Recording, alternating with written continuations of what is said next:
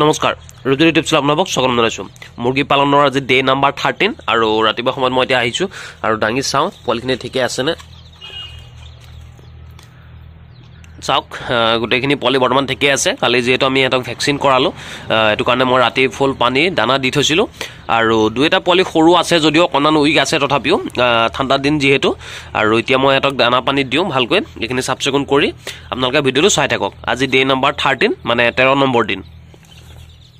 day number 13 আৰু এতিয়া আমি দানা পানী হেতক দিলো লগতে তিনিখন প্লেটত মই 3 প্লেট দানা দিছো ফুলকে অলপ কমাই দিব যাতে ওয়েষ্ট নকৰে এটো এটা কথা আৰু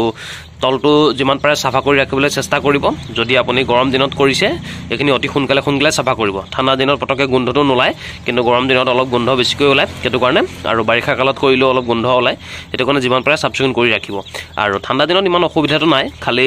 টেম্পাৰেচাৰটো আপোনালোকে মেইনটেইন কৰিলে হ'ল বাকি দানা পানী আপুনি সময় দি যাব পোৱালিৰ মৰ্টেলিটি নহয় আৰু আমাৰ এতিয়ালৈকে মাত্ৰ এটা পোৱালি মৃত্যু হৈছে তাকো হেতু উইক আছিল অলপ আৰু বাকি আমাৰ পোৱালিখিনি বৰ্তমান ঠিকে আছে যোৱাকালি আমি ভেকচিন হেতক যেহেতু কৰালো এতিয়া নেক্সট ভেকচিন আমি কেতিয়া কৰাম কেনেকৈ কৰাম আপোনাক জনাই যাম আপোনালোকে আমাৰ সৈতে সংযোগ হৈ থাকিব আৰু সোণালী মুৰ্গীখিনি আমি কেতিয়া বিক্ৰী কৰিম কিমান ৱেট আহিব এক মাহৰ গোটেই ডিটেইলছ আমি এই সিৰিজটোত কথা পাতিম সোণালী মুৰ্গীৰ আপোনাৰ যি কোনো প্ৰশ্ন আপোনালোকে মোক কৰিব পাৰে মই সকলো উত্তৰ দিবলৈ চেষ্টা কৰিম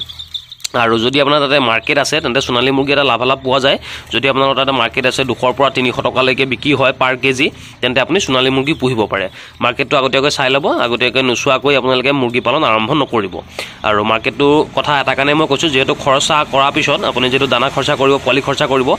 মানুহ খৰচা কৰিব তাৰ পিছত যদি আপুনি বিক্ৰী কৰিব নোৱাৰে সময়ত তেন্তে আপোনাৰ লোকচান হ'ব পাৰে এটো কাৰণে আগতীয়াকৈ আপুনি মাৰ্কেটটো চাই ল'ব যে আপোনাৰ তাতে সোণালী মুৰ্গী চলিছে নে নাই আৰু বৰ্তমান আমাৰ 13 দিনত আমি এখিনি কৰাবলৈ সক্ষম হৈছো এটো মৰ্নিং পৰিবে প্ৰায় 7 মান বাজিছে এতিয়া আৰু আপোনালোকে গ্ৰোথটো কেনেকুৱা পাছে সদায় জনোৱাৰ যদি আজিও জনাই যাব বৰ্তমান পাখি আহিবলৈ লৈছে আৰু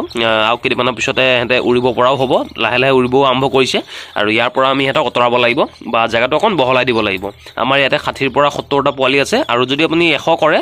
তেন্তে এনেকুৱা ৰাউন্ড আপুনি দুটা দিলে ভাল হ'ব এটো ৰাউন্ড চাওক আৰু এটো ৰাউন্ডতকে আপুনি যদি দুগুণ দিয়ে তেন্তে আপুনি 100 পোৱালি খুব ধুনীয়াকৈ ৰাখিব পাৰিব বা ইয়াতকৈ যদি অকনমান ডাঙৰ দিয়ে তেন্তে এটাতে আপুনি 100 ৰাখিব পাৰিব এটো কথা আপুনি চাই ল'ব আৰু বাকি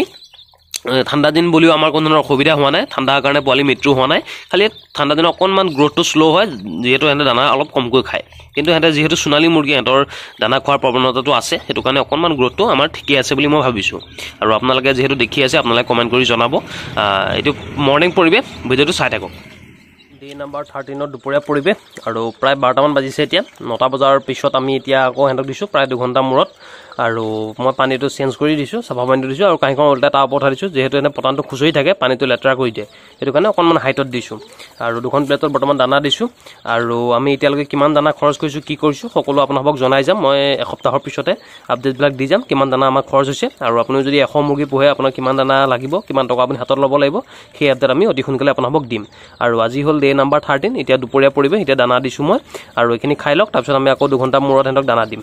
আৰু বাকি পোৱালিখিনি বৰ্তমান ঠিকই আছে কোনো অসুবিধা মই দেখা নাই যেতিয়া অসুবিধা দেখা পাম আপোনাক জনাম আপোনালোকে ভিডিওটো চাই থাকক ডে নাম্বাৰ 13 ৰ এটো আবেলি সন্ধিয়া পৰিবে প্ৰায় 5:30-6 মান বাজিছে এতিয়া আৰু হেতক এতিয়া মই দানা পানী দিছো আৰু এটো ডিংকাৰত মই পানী ভৰাই দিছো আৰু এটা ডিংকাৰ অলপ পানী কম আছে এখিনি আমি একেবাৰে অন্তিম সময়ত তেনক সাফ চিকুণ কৰি দিম আৰু বৰ্তমান পোৱালিখিনি ঠিকই আছে দিনটো কোনো অসুবিধা হোৱা নাই দানা দিছো দানা খুব ধুনীয়াকৈ খাই আছে আৰু আপোনালোকে যেতিয়া মুৰ্গী পালন কৰিব এটা কথা চাব যে হেতে দানা খাই আছে নে নাই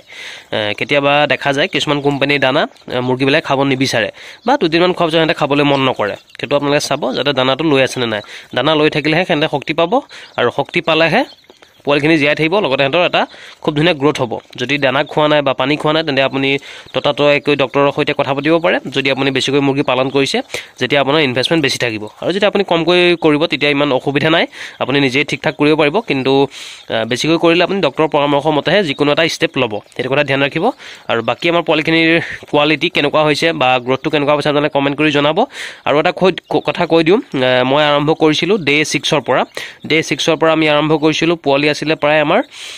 60ৰ পৰা 70টা আৰু আজি প্ৰায় 13 নম্বৰ দিনত আমি 5 কেজি দানা এটাৰ কাৰণে শেষ কৰিলোঁ মানে আজি ৰাতিৰ ভিতৰত শেষ হৈ যাব দানা আৰু অলপমান আছে এইখিনি দানা ৰাতিৰ ভিতৰত শেষ হৈ যাব মানে আপোনালোকে মোটামুটি ধৰক এফালে আমাৰ 4 দিন আৰু এফালে 3 দিন এসপ্তাহত আমি 5 কেজি দানা খোৱালোঁ 60ৰ পৰা 70টা মুৰ্গীক সেইটো হিচাপত আপোনালোকে এশটা হিচাপটো কৰি ল'ব এশটাৰ কাৰণে আপোনাৰ সিমানটো দানা প্ৰয়োজন হ'ব এসপ্তাহৰ কাৰণে আৰু সেইটো হিচাপ আমি অন্তিম আপোনালোকক জনাই দিম বাৰু এইটো আপোনালোকে চিন্তা কৰিব নালাগে আমি অন্তিম যেতিয়া হ'ব 30 ডেজৰ কোৰ্সটো তেতিয়া মই সম্পূৰ্ণ সবিশেষ জনাই দিম কিমান দানা আমি খৰচ কৰিলোঁ কিমান টকা আমি খৰচ কৰিব লগা হ'ল আৰু বৰ্তমান পোৱালিখিনি ঠিকে আছে এইটো